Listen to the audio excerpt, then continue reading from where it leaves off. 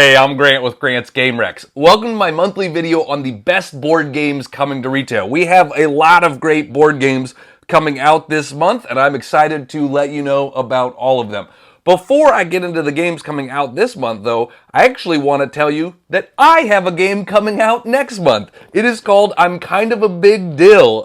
Boom, there's my name. I'm one of the co-designers of this game, and I'm really excited for it to come out. It's being published by Left Justified Studio and Prolific Games. It comes out November 15th, straight to retail.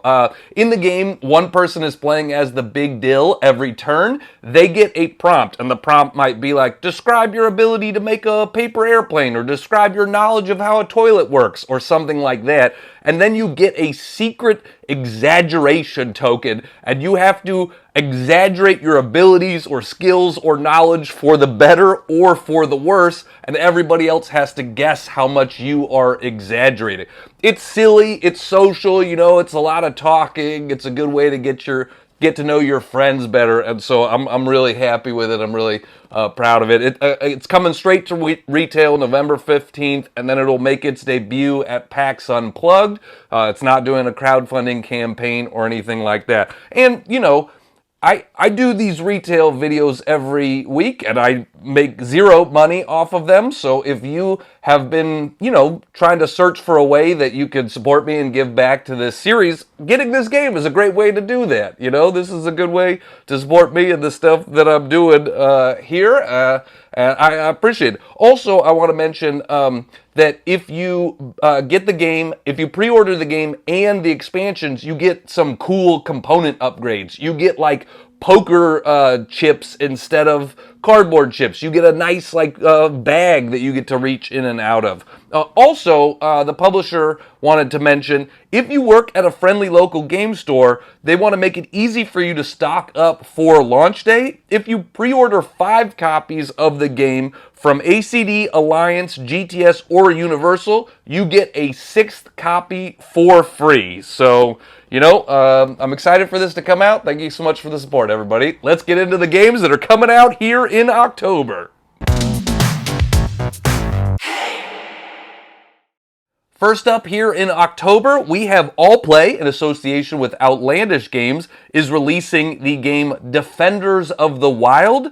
This plays 1 to 4 players in 60 to 120 minutes, and it is a medium weight game. This is a cooperative game where you are working together to defend the wild. Hence the name Defenders of the Wild. Makes sense. Good job, team.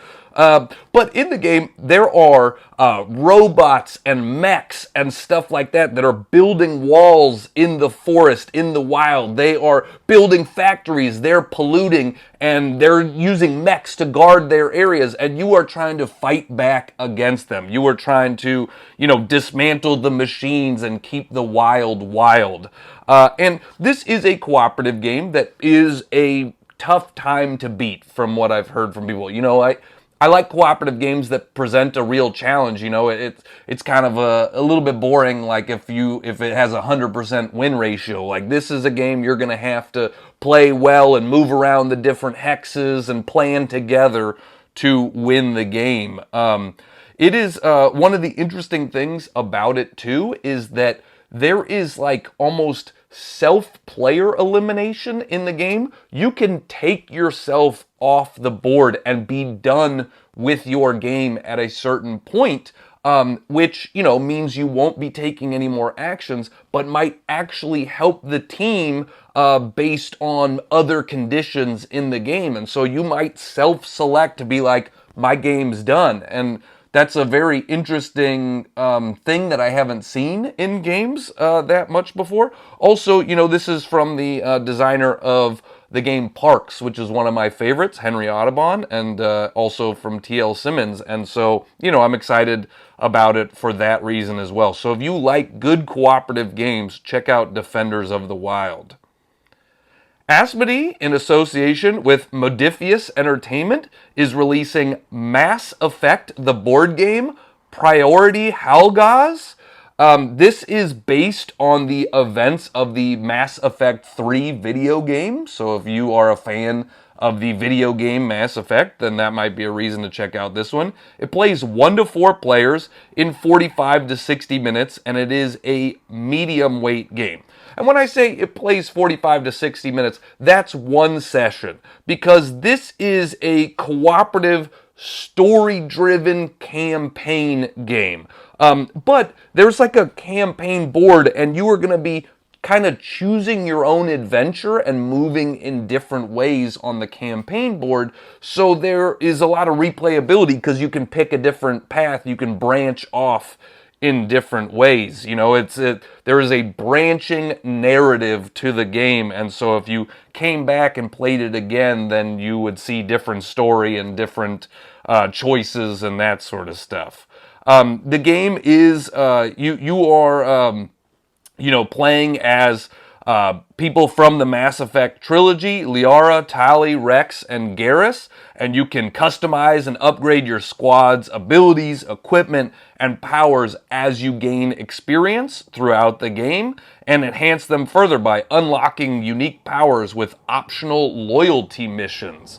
So if you like upgrading characters, if you like getting them new abilities and new equipment and stuff to use, then that's a reason to check out this one as well. Mass Effect the board game, Priority Hagalaz. All right.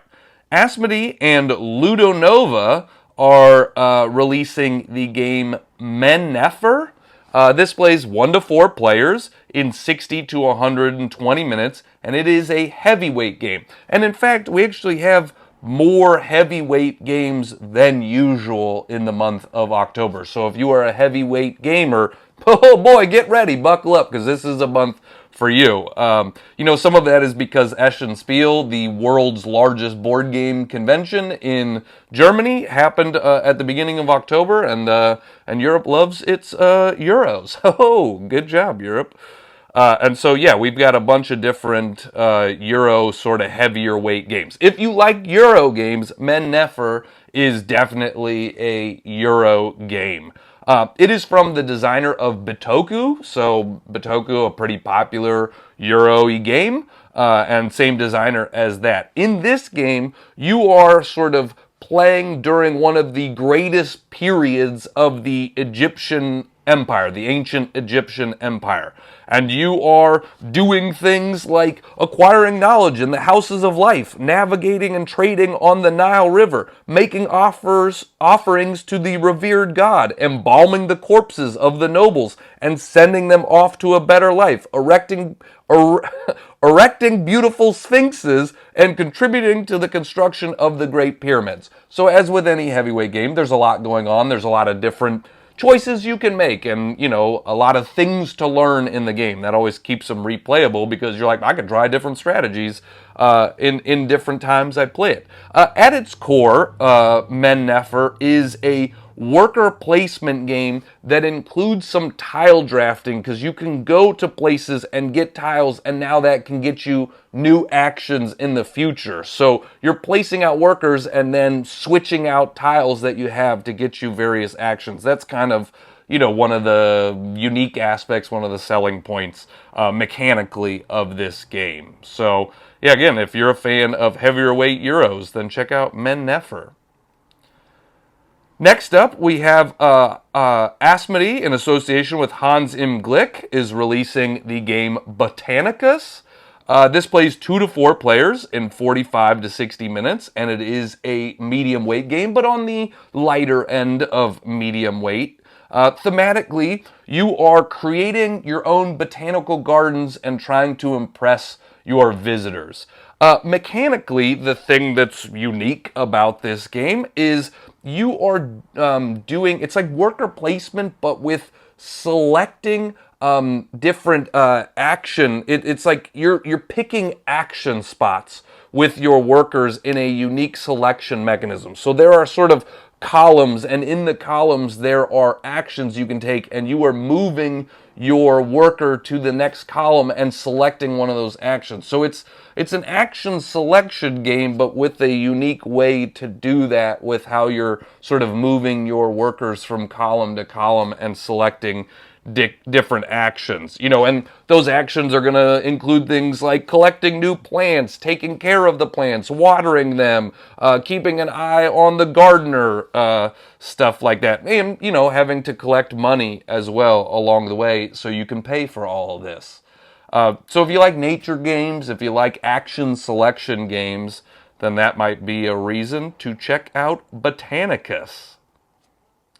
Asmodee, in association with Fitz Games, is releasing the game Yeet the Rich. And I honestly don't know that much about this game, but the name is Yeet the Rich. That's all I care about. Yeet the Rich is so funny. So if you don't know what yeeting is, it's like a slang word for throwing. And so thematically, you are playing as a cunning travel agent on a mission to collect rich people and launch them into space. We are getting rid of the rich people, and so you are launching them on a one-way trip into space. So you are yeeting the rich off of the planet. You in the game, you are playing function cards to shake up the deck's order and steal cards from your opponents. There's definitely a bunch of take that in the game. It is a lighter weight card game. It plays 2 players minimum. It says 2+ players, and it plays in about 30 minutes. And so, again, if you want to play a theme where you get to just launch rich people into space, which kind of sounds nice, then check out Yeet the Rich, lightweight, card game with some take that and deck manipulation, playing these function cards to get different abilities and stuff like that. Asmodee, in association with Mixlore, is releasing the game Watch Out Beetlejuice. This plays 2 to 6 players in about 20 minutes. It is a lighter weight game. It is a Beetlejuice dice game. I felt like I had to include this one because we are in October, and October is Halloween season, and Beetlejuice is one of the most classic Halloween characters of all time. I feel like you will always see somebody in a Beetlejuice costume every Halloween, that is for sure. You can't get away from it. And so, if thematically you are playing as a ghost that is haunting a home, just like in the original Beetlejuice movie, and you are, trying to get the new owners out of the home. But Beetlejuice can show up sometimes and sort of throw wrenches into the system and mess everybody up. So it is a push your luck dice rolling game. And Beetlejuice is chaotic and can mess everybody up and give you unexpected challenges and things like that during the game. So if you want a lighter weight new game for Halloween and you like dice rolling, then Watch Out Beetlejuice might be a good one for you. Asmodee and Space Cow are releasing the game Crossing the Woods. One of the things that's important to me with this series, this retail series, is to include games for everybody in this video. I want there to be something that everybody can enjoy, that you can play with your heavyweight gamer friends or with your small children or things like that. And so Crossing the Woods is a family weight game that plays as young as 5 years old. So plays 2 to 5 players in 20 minutes, and it is a lightweight game. And again, plays 5 and up. So in the game, you are, it's a cooperative game where you are trying to get this squirrel back home. And you're starting at one side of the board, and your home is at the other side of the board, and you are playing cards to essentially program the squirrel's movement. So, I'm going to move up, and then over, and then up, and then, we move back, and then over. And so you are just trying to get the squirrel to its home before you run out of cards. So if you run out of cards, then your team loses. But if you can, plan your movements and play cards, everybody sort of puts a card down face down on this shared board, and then you reveal them one at a time and move the squirrel as the cards indicate. So again, lightweight, cooperative family game, just trying to get the squirrel home. So that's fun. Big Potato Games is releasing the game Ghosts Can't Draw.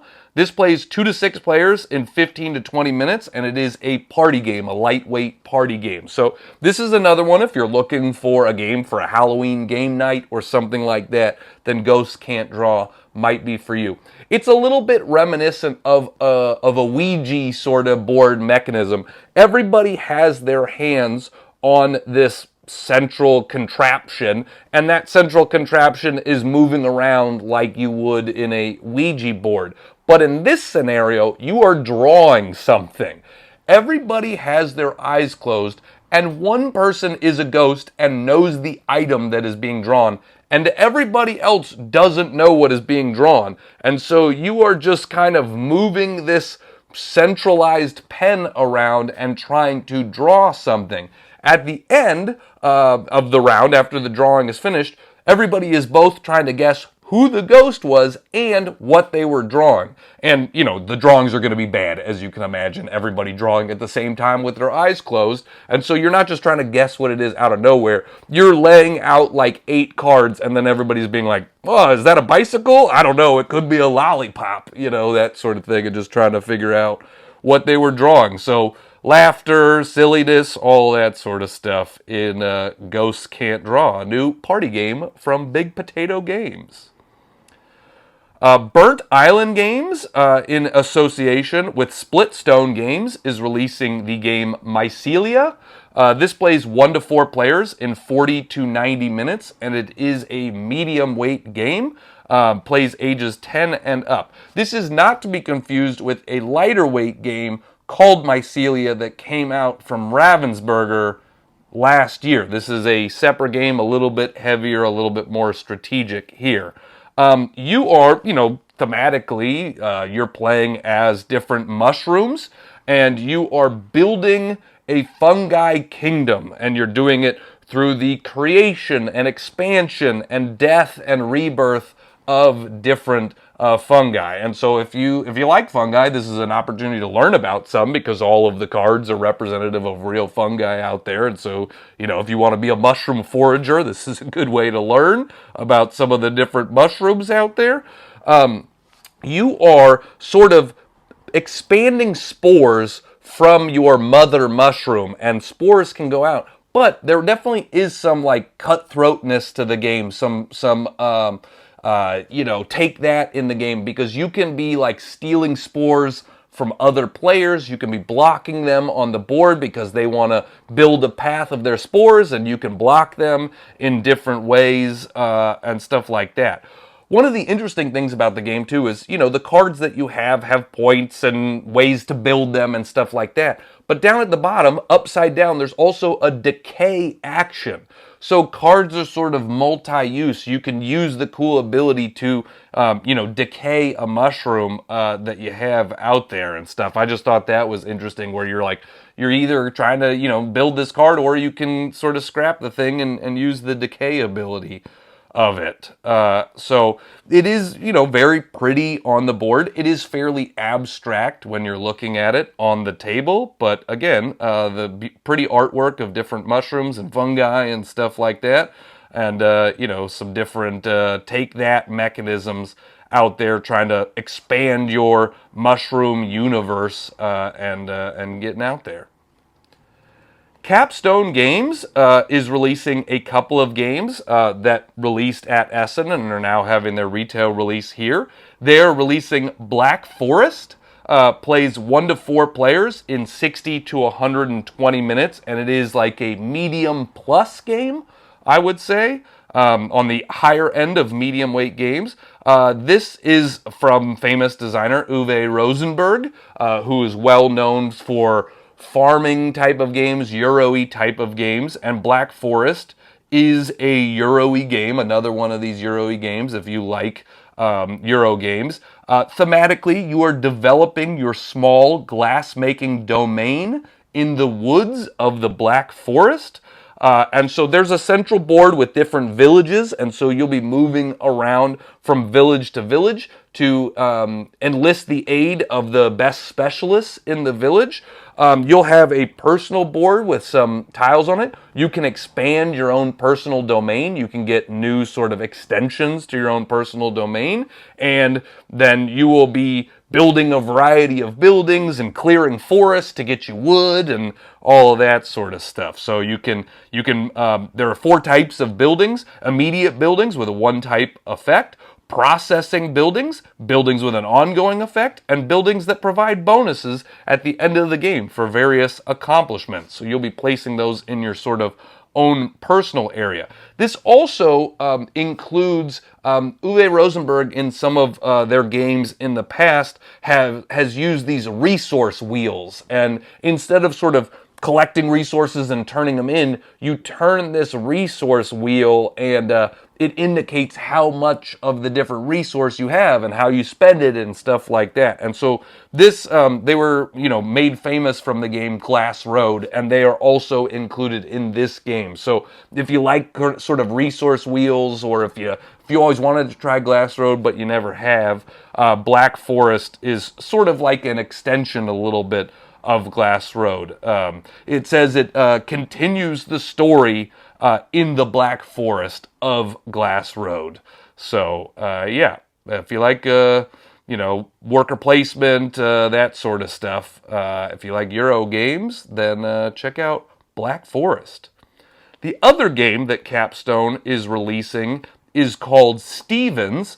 This plays 1 to 4 players in 60 to 120 minutes, and it is also a medium plus game, on the high end of medium weight, maybe low end of heavyweight. Thematically, this is it's taking place after the the 1755 earthquake that tore down Lisbon and most of Portugal's southern coast, and you are working to rebuild the nation. And in that, you are working to rebuild sort of glass manufacturing. So we have another glass thematic game here. Capstone, real into glass in the month of October.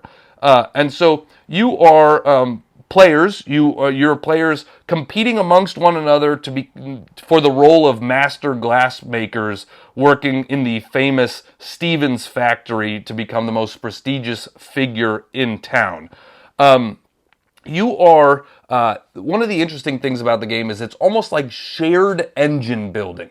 You will be putting cards down on different sides of the factory and then using your discs to activate those cards. And so as people put more cards in a row, then if you activate it, you'll get the actions of all of those cards. But that's available for everybody to do. And so you are engine building because these spots where you're putting your discs down are becoming more and more powerful as more and more cards get put there. But you're not just doing that in your own separate player area. You're not just building up an engine here. You're building up the engine in the central board area, and then anybody that's playing can activate that engine and use that engine. So, shared engine building is a pretty unique aspect of the game, and so that's one of the reasons that I'm interested in this one for sure, because I don't know that I've done a lot of that in the past, and it just sounds, I love engine building just in general, but most of the time I'm doing it on my own. So it's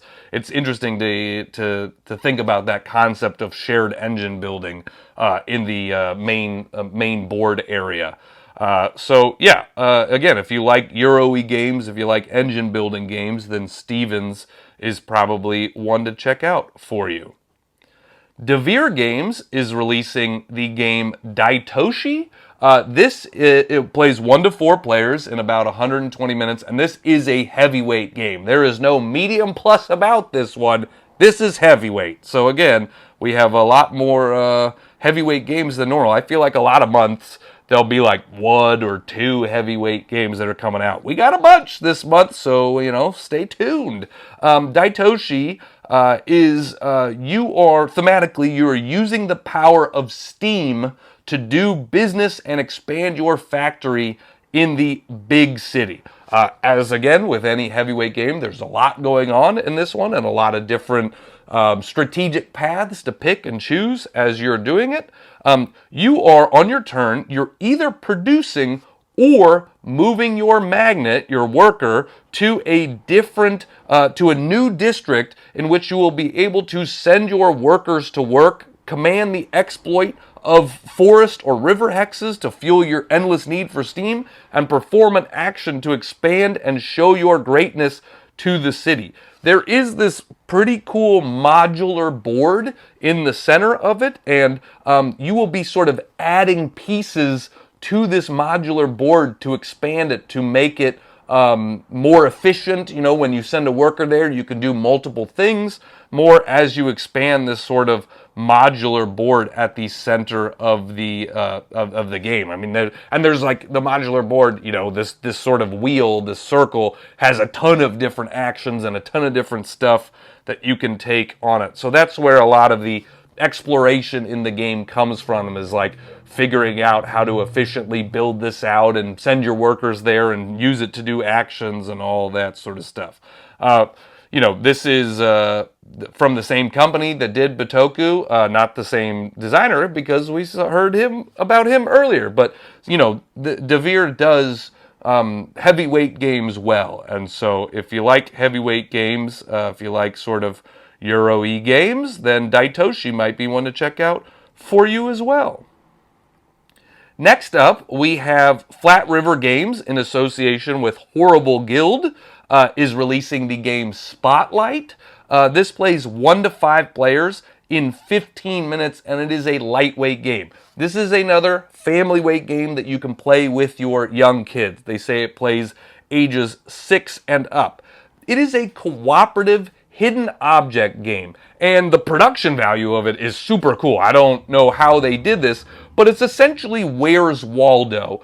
But you have this big old sort of graphic of a lot of characters and things like that, and this dark cover over it, and somehow there is this little white, you have this tool that has a little white spotlight on it, and if you put it behind this like dark cover, it illuminates just a little section of this area. So it literally looks like a flashlight. It looks like you are moving a flashlight around and shining it just on very small specific spots of this bigger sort of chaotic and, you know, scrunched up Where's Waldo piece of artwork. And so you are looking for different characters and different things and stuff like that. So you're all just kind of moving this spotlight around trying to find some stuff. So and you know, if you don't do well, you flip it over and now there's a smaller spotlight and stuff like that. And so it's just, the production value is really cool. It really does look like you are using a flashlight to search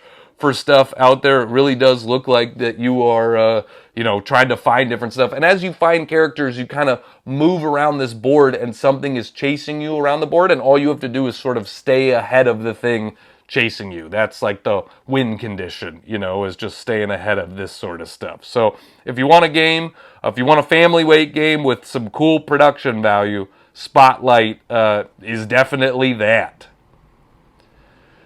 Flat River Games, in association with Matago, is releasing the game Chu Han. This is a 2-player only game, plays in 25 minutes, and it is a sort of lighter, medium weight, or higher lightweight game.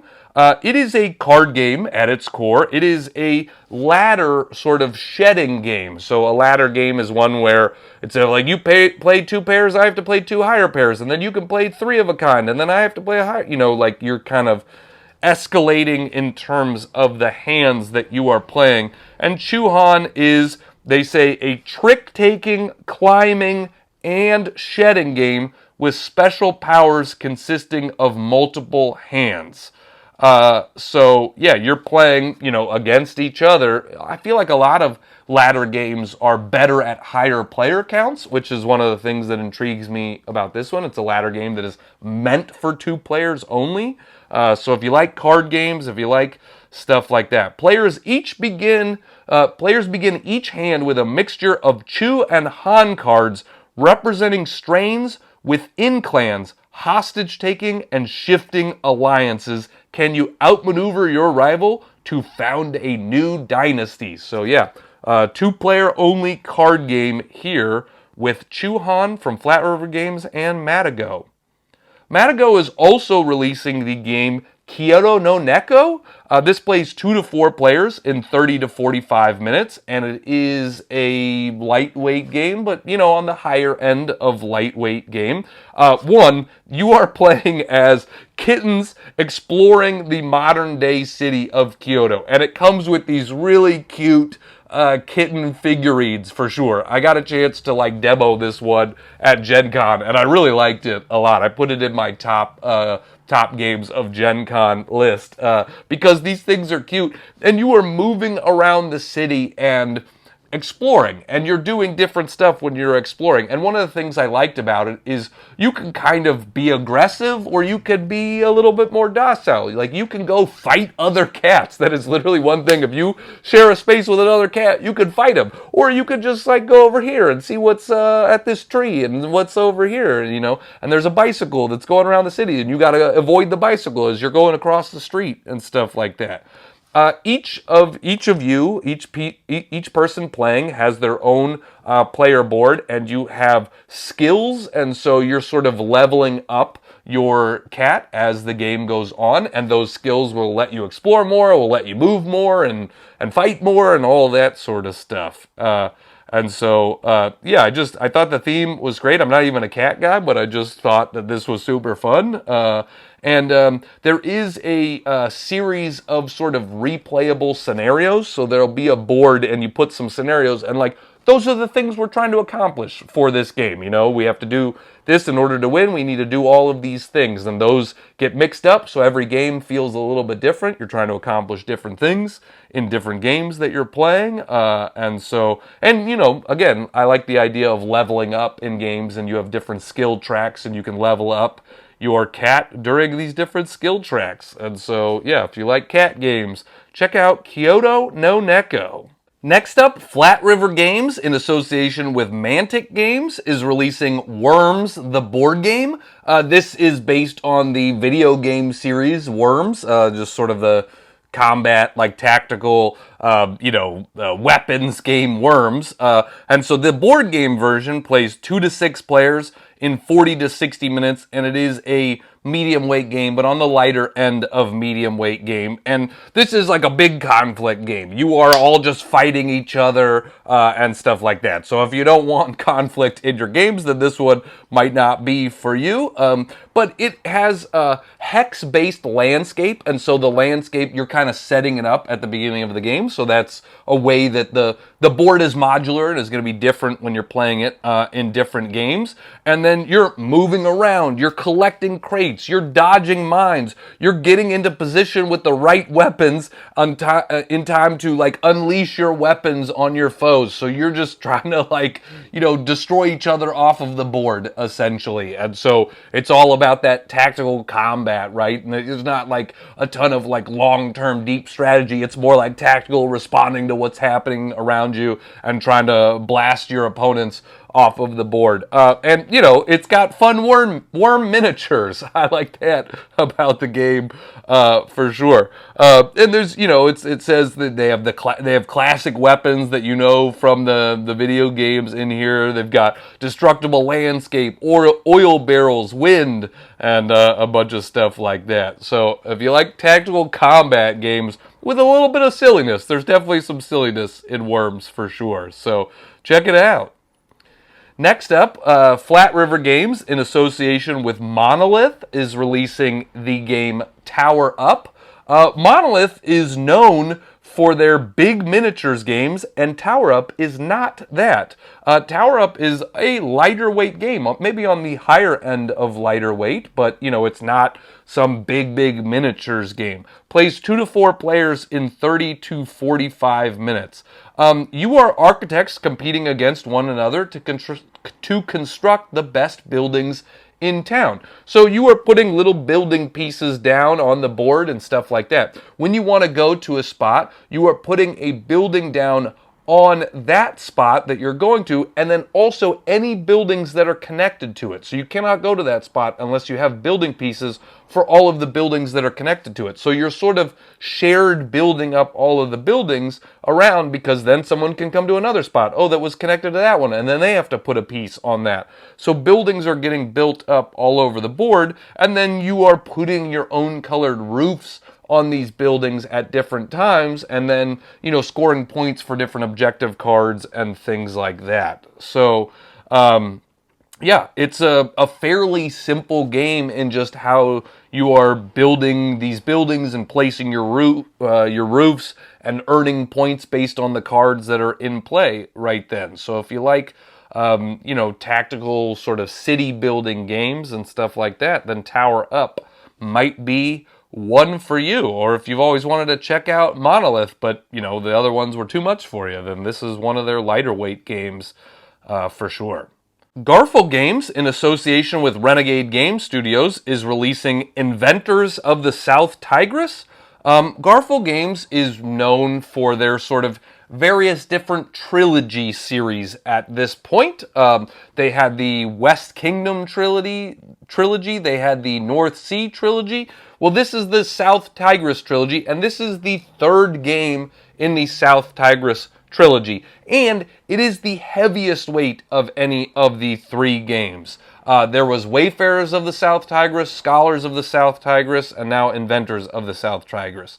This plays 1 to 4 players in 90 to 120 minutes, and it is a heavyweight game. Again, as I mentioned, it's the heaviest game in the series. And one thing to know about all of their series of games is you don't have to play the earlier ones in the series to jump into the other ones. If this one appeals to you more than the other two, you'd be fine jumping right into this. They are sort of thematically connected. They're connected in their storylines. They're connected in their mechanisms somewhat, but they are all individual games. You know, I do another video on sort of the best new additions coming to retail, and so in that video, I include sort of re-implementations of games, and this is not that. This is a standalone, separate game, but it is thematically connected to the other games in the South Tigris. It is, you know, mechanically connected somewhat too, in that in all of the games there is a dice placement aspect, and there is in this as well.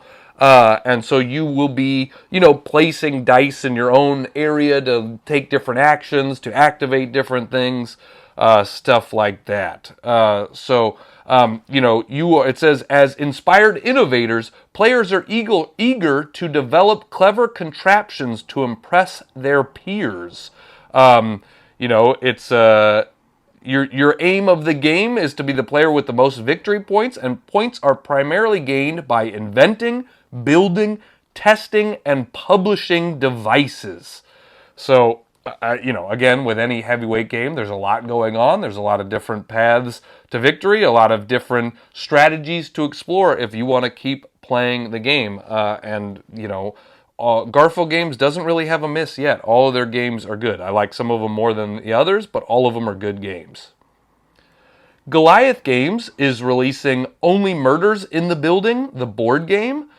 So just to note, this one is only available on Amazon right now. It will probably have a release in more places beyond that coming up. But right now, if you want to get it now, while the TV show is still on, I love the TV show Only Murders in the Building. It's one of my favorite shows on television. And so if you want to get it before the show is over, which there's only like 2 more episodes, then you would need to get it on Amazon right now. Plays 2 to 4 players in 45 minutes, and it is a lightweight game.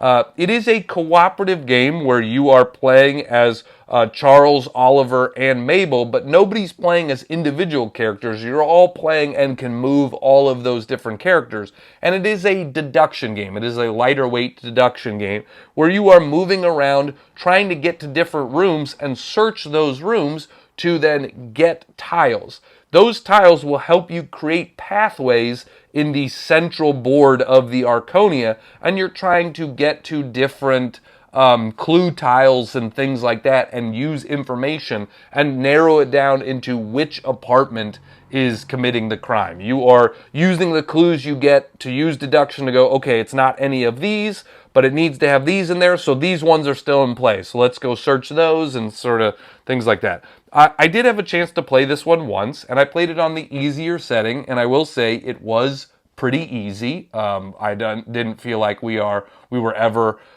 in jeopardy of losing the game. It does say it plays ages 8 and up, so this is one you can play. There are ways to make the game more difficult, but if you want a really challenging cooperative game, I don't think this is it. This is more like, hey, this is super fun, I love this show, and we're getting to do the stuff that they do in the show, and the production value of this game is really great. This is one of Funko's last games before they shut down their game studio. So this is from the people at Prospero Hall and stuff like that, who do a good job with IP games. So it really does feel like Only Murders in the Building, and one of the ways that you're getting information is there's a sort of a building that looks like the Arconia, and you're opening windows to get some different information. So production value wise, it feels really cool. I enjoyed it for sure, but it is definitely not like a difficult cooperative game to beat. It's more you're playing it because you love the show and you love the characters and stuff. Leader Games is releasing Arcs. This had a limited release earlier at Gen Con and has gotten a lot of buzz, but now it is available in retail. So what I'm talking about right now is the base game box. There is an expansion, like sort of a campaign box. I will talk about that one in my best expansions coming to retail video, but for now we're just talking about the base game. So there is no sort of campaign in the base game. It is just a game you are playing one-off. Plays 2 to 4 players in 60 to 120 minutes, and it is a medium plus game, maybe on the low end of a heavyweight game. There's no hard and fast rules there.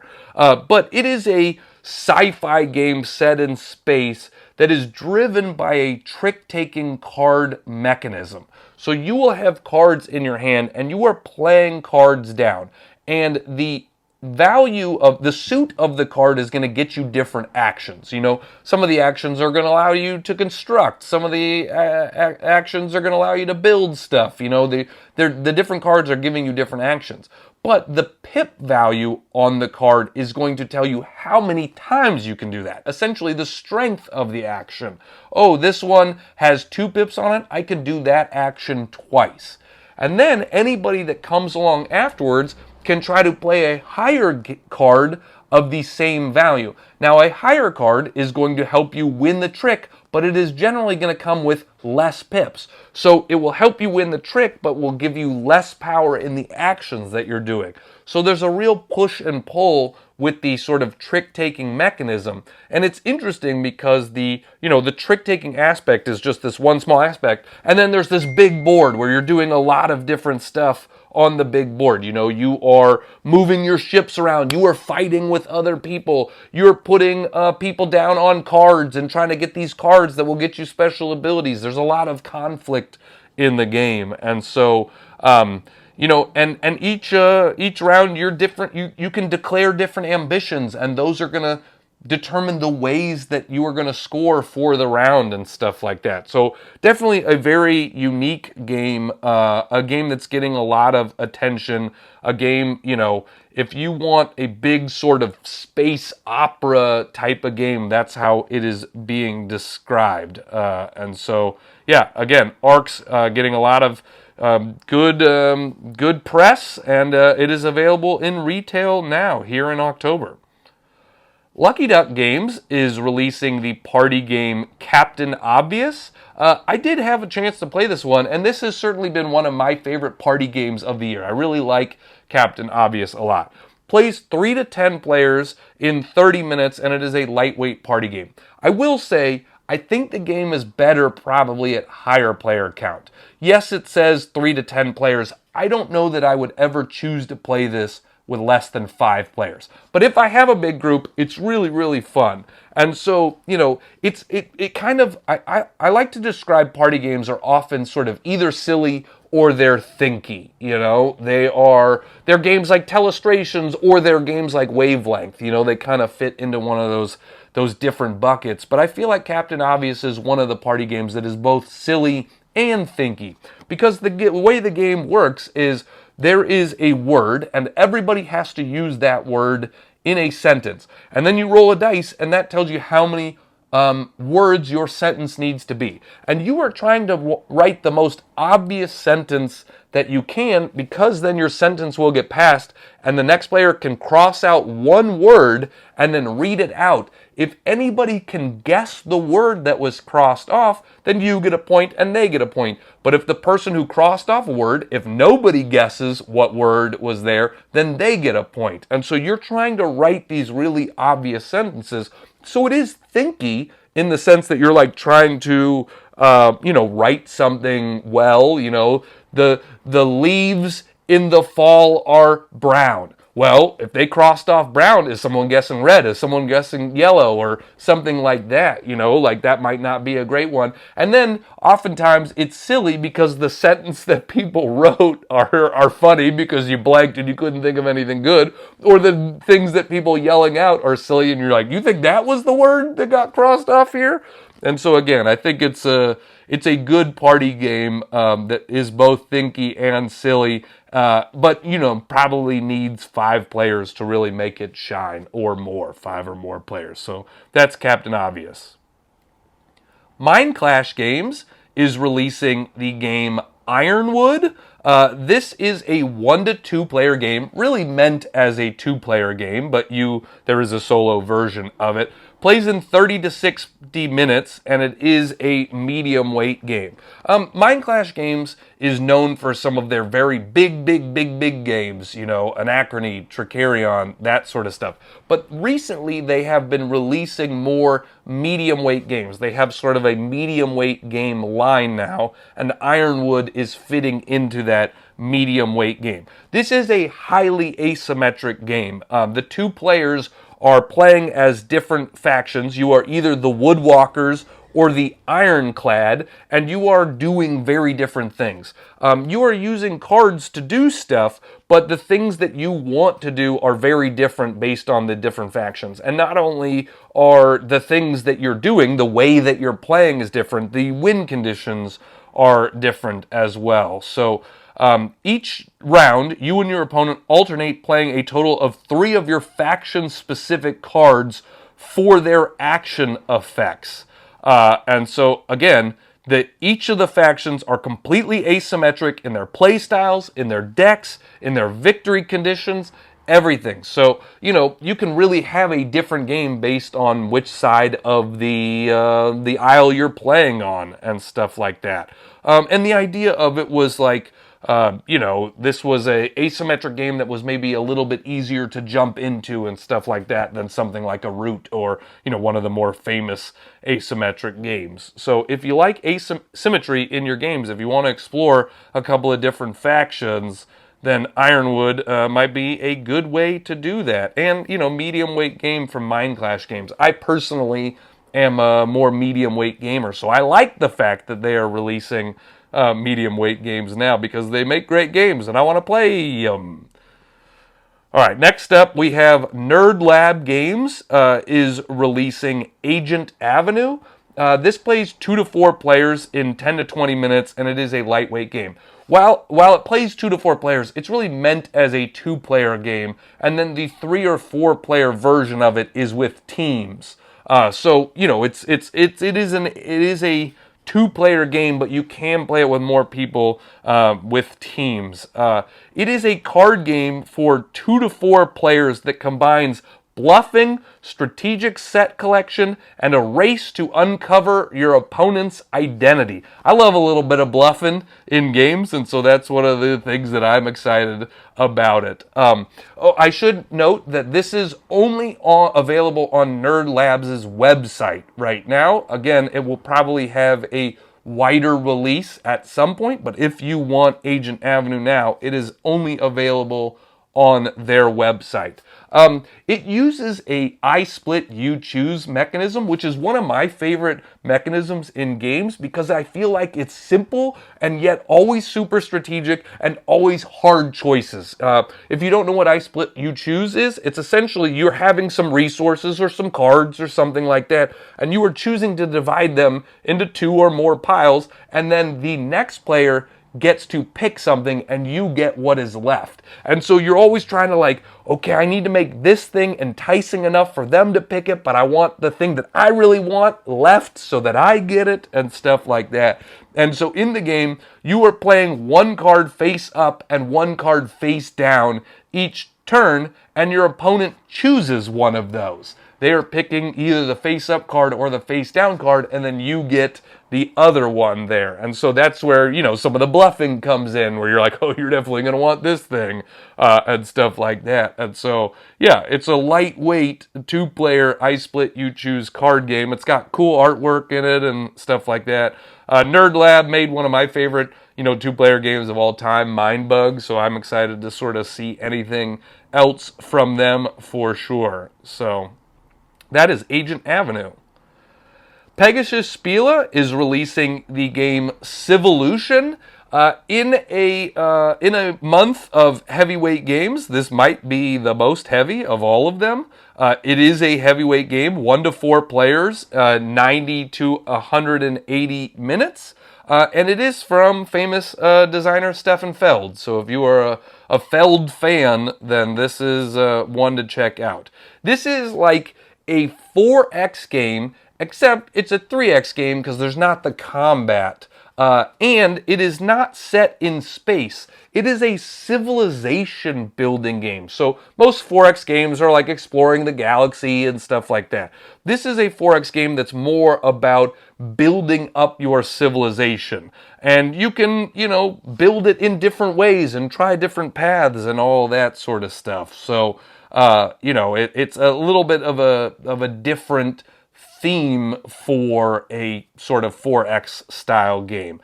This one is a Euro game, you know, with taking out that 1X, the combat, it makes it definitely more Euro. And it utilizes a dice selection mechanism to trigger actions on a tech tree-like structure. So as you figure out how to best use your dice and put your unique cards into play, tons of strategies and paths to victory emerge. Though each time you play, you will only explore a fraction of the possibilities that the game's system and many cards provide. So there's a lot of replayability in this, in that you are never going to see all the same cards and all the same spots and stuff like that. So yeah, if you want a heavyweight Euro-y game from Stefan Feld, then check out this one from Pegasus Spiele and Deep Print Games. Pencil First Games is releasing the game Sunrise at the Studio. This plays 1 to 4 players in about 20 minutes, and it is a lightweight card game. You are playing, you're building pottery in this game, and it also has a unique sort of drafting card game mechanism, because you have different spots on your player board, and so you're going to play through rounds, and you can sort of draft cards in a different way each time. You can be like, I'm going to keep 2 and pass 2. I'm going to keep 1, I'm going to pass 1, and I'm going to throw 2 away. You can do different ways of sort of drafting and passing cards, but once you do that, you cross off that spot, and now you have to do, you have 3 of them, so boom, I just did 1 of them, now I have to choose between the other 2, then I just did 1 of those, now I have to do it in the 3rd way the last time, and so there's like an interesting, strategic choice there of like, oh, maybe I don't have the great stuff in my hand, so I'm just going to do the inefficient way, and I'm going to draft 1, pass 1, and get rid of 2 of them because I don't really like the cards that I have right now. Oh, man, I like all of these cards. I really want to keep these. And so that's one of the, the ways that you're drafting cards in it is cool. And those cards are going to represent clay and glaze and kiln resources. And so you are sort of doing some order fulfillment where you need the different resources to finish this piece of pottery, and then that's going to get you points. And so, yeah, If you like pottery, if you like drafting, that sort of stuff, then Sunrise at the Studio might be for you. Red Raven Games is releasing the game Creature Caravan. This plays 1 to 4 players in 60 to 90 minutes, and it is a medium weight game. This is a game where you are both building out a card tableau and utilizing your own set of dice to activate different abilities and things like that. So you have a player board at the start of the game, and you're going to roll a fistful of dice and then allocate those dice to different spots on your board, and different pips will allow you to do different things, get you different actions, abilities, resources, that sort of stuff. But then you can build cards, and oftentimes those cards will either come with new special abilities or also new dice placement spots. And so, oh, I just built this. If I have a 6, I can put it here and get this really cool ability.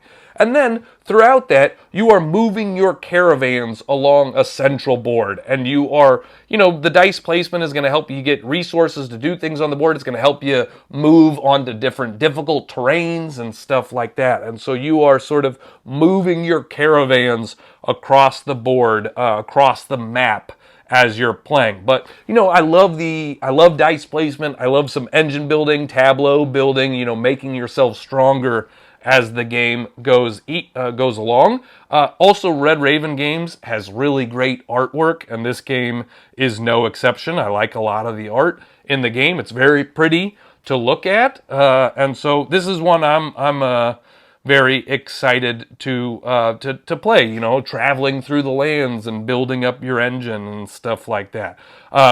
It says also there's a ton of simultaneous gameplay in the game, which I love as well, because then we're not all just waiting around for 20 minutes for our turn, and along with simultaneous gameplay, it means that you play it at a higher player count or a lower player count, it's going to take the same amount of time regardless. And so, yeah, I'm excited to check it out. Creature Caravan from Red Raven Games. Stonemaier Games is releasing the game Stamp Swap.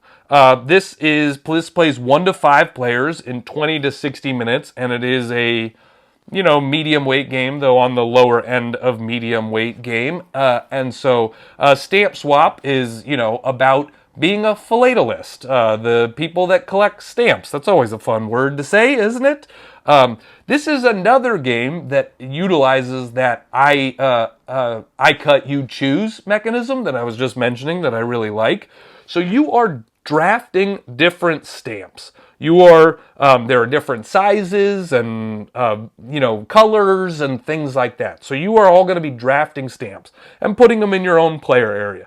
Then you will have to split those stamps that you have gathered and have someone else pick which set they want, or which set you're going to keep. And so you are both drafting the stamps and then doing the I cut, you choose. And if nobody picks your stuff to pick, then you'll just get to keep everything. And then you are playing those stamps sort of out onto a board, and it's like tile placement and stuff like that as you are placing the stamps out there. They have different shapes and sizes and that sort of stuff. And then there will be different cards that will score you points in different ways. So you're trying to sort of accomplish objectives and things like that. This type of stamp in your player area is going to score you points. Build up your stamp collection. If you are a fan of stamps, then Stamp Swap might be for you. Wise Wizard Games is releasing the game Sherlock Solitaire. This plays 1 to 2 players, but you might imagine with the name Solitaire in the name, the word Solitaire in the name, it is meant as a 1-player game, but you can play it as a 2-player game cooperatively. Plays in 20 to 30 minutes, and it is a lightweight game.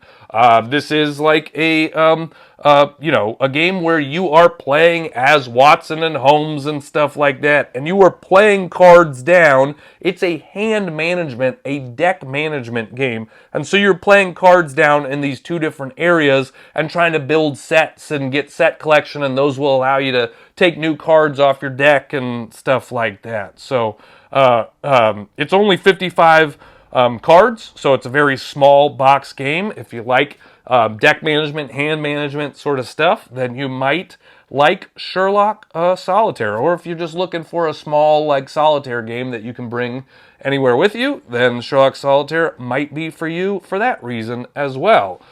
That's what I got for this month. That was 28 games coming to retail in the month of October. It seems like more and more these days that I can't include everything in this video just because there's so many games coming to retail. So there's like 15 more games that are coming to retail this month that I didn't include in this video. I'm sorry to those games. I just couldn't fit everything in. If you are interested in knowing what those games are, you are welcome to subscribe to my Patreon, patreon.com/GrantsGameRex. I got a spreadsheet with all this information. I let everybody know all the other games that are coming to retail. So thanks again for being here. Please check out my game. I'm kind of a Big Dill. It comes out November 15th. So I hope you found something that you like, that you're excited about here. There's always games coming out. Please like them, subscribe, and share these videos and all that stuff. I really appreciate you doing that. Thanks so much. I'm Grant with Grant's Game Rex.